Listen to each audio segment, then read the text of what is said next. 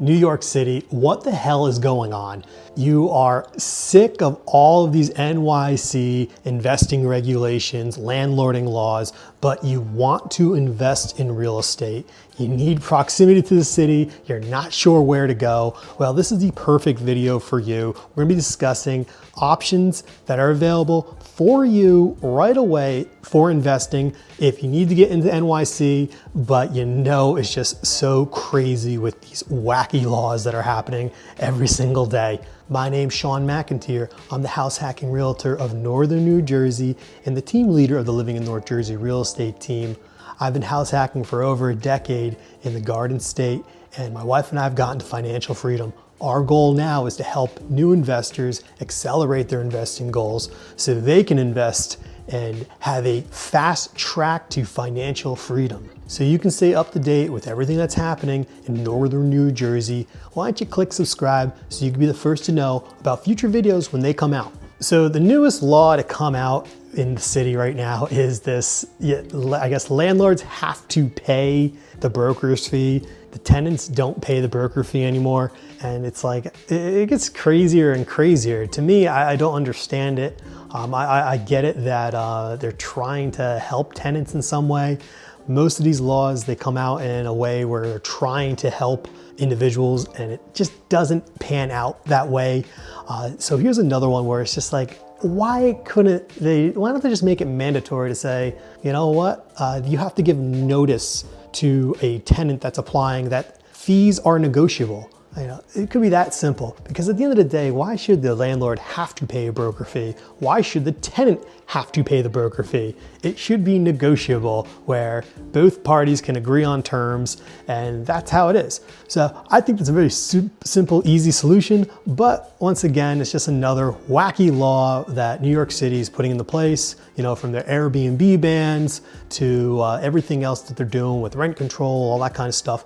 It gets crazy. So you're thinking you want to invest, you're not sure where to go, you're not sure how to do this, you need to get into the city, you need proximity, and you're thinking, okay, I gotta escape the craziness. Well, there are options available. You know, you have options, maybe a Long Island, or how about a New Jersey? Now, personally, I used to do a lot of work in the city, and I did a lot of work on Long Island before, you know, we went full-time real estate.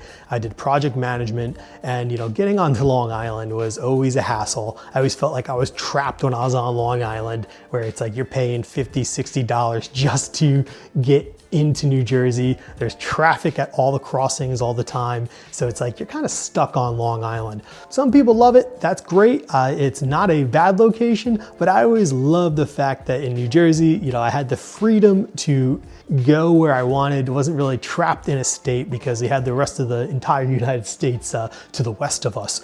So living in New Jersey has always been something that's a little bit easier for getting around, not necessarily being confined to that one location. So you probably heard a lot about New Jersey from an investing standpoint, and a lot of times it's very negative. You know, I hear it all the time, I see it all the time, but would you believe me if it's not as negative as people are saying? I think what's crazy about our state is the fact that we get painted with a broad brush across the entire state that it's not landlord friendly, you shouldn't invest here.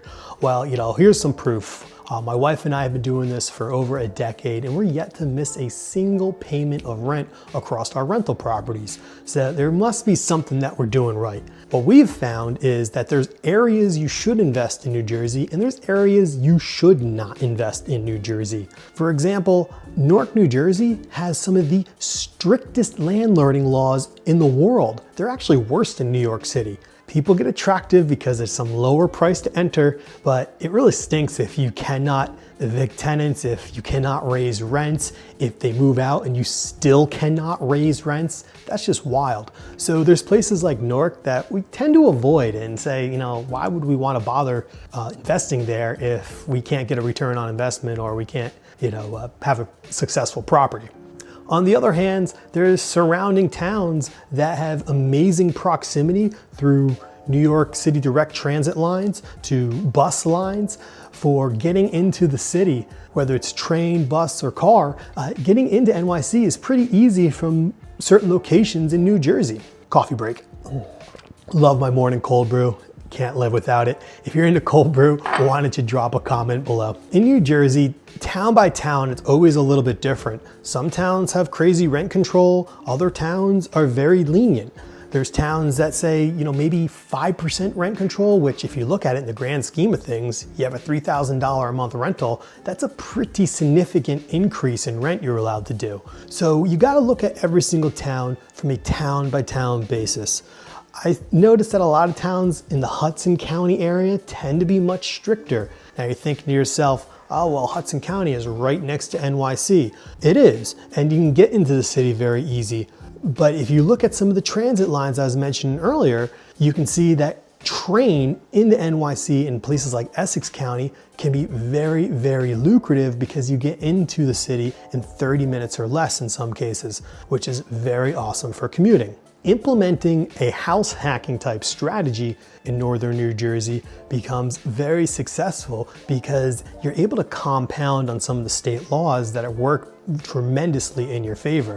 One of which is owner-occupied laws are absolutely phenomenal in our state. New Jersey courts will always side with landlords. If you get to a point where an eviction or something like that is necessary, you're gonna be favorable. Even if you want someone to leave that's doing everything right, if you live in the property, you get to say who lives there. So having an owner-occupied laws like that in our state make this very, very advantageous for people looking to house hack. On top of it, you're able to put as little as 3.5% down to acquire a property. Just imagine whatever you're paying right now in New York City. I know it's not cheap, it's probably very, very expensive, but imagine paying a fraction of that and having a much, much larger space because your tenants are paying the bulk of the mortgage. That's what house hacking is all about. So when we're investing in northern New Jersey, we love finding those duplexes, triplexes, or quads that are very close to public transportation because that attracts extremely good tenants that want to get either to the city or work locally in the Garden State. Good about New Jersey is there are some crazy laws out there, but they're not nearly as crazy as New York City. Things like short-term rentals, once again, it goes town to town basis, but you can do a lot with the midterm rental, which you're starting to see crackdowns on midterm rentals in other parts of the nation. Typically when you see it happening on the West Coast, New York City tends to start picking up on these things too. So I could see that being the next big ticket item is cracking down on midterm rentals. There is nothing happening in northern New Jersey to indicate that you can stop doing a midterm rental. They are allowing them. They're very successful. I've got house hackers that are doing it. I've got investors that are doing it. So it's a really, really lucrative way, especially if you want to increase rents. Because there is such demand in the Garden State, there's constant inflow of people coming, whether it's vacation, work, maybe they want to visit the city and they just don't want to be in the city. So having midterm rentals are very, very, very successful in our state if you're doing it in the right markets. There's a lot more to talk about, but before we keep going, did you know that I get phone calls, texts, emails every single day from people just like you looking to make their move to northern New Jersey? So whether you're looking to make that move in 6 days or 60 days, it doesn't make a difference. Let's hop on a call so I can learn a little bit more about your goals. I'm gonna put that in the description below. Book a time. The cost of entry in the New Jersey, it's gonna be a little expensive, but probably nothing as crazy as NYC. So in that comparison, it's definitely a little bit more affordable. I've got clients that are closing on deals that hit the 1% rule, which means total of rent collected is 1% of the purchase price. We do see properties, even in today's market, as wild as it may sound, seeing the 1% rule because we're implementing different types of strategies, whether it's a midterm rental, short-term rental, student housing, or maybe just a traditional long-term rental that has a value add strategy. I see people hitting 1% and it's not unheard of. So getting properties to have a little bit better ROI, you're probably gonna see that in the Garden State. Now, look, I know what you're thinking in your head. Maybe I should just go buy property in another state far, far away, hours upon hours, wherever it is, Ohio or Texas or somewhere else. Well, I have a video right here that's gonna break down exactly why that might not be as lucrative as you think. Why don't you check it out?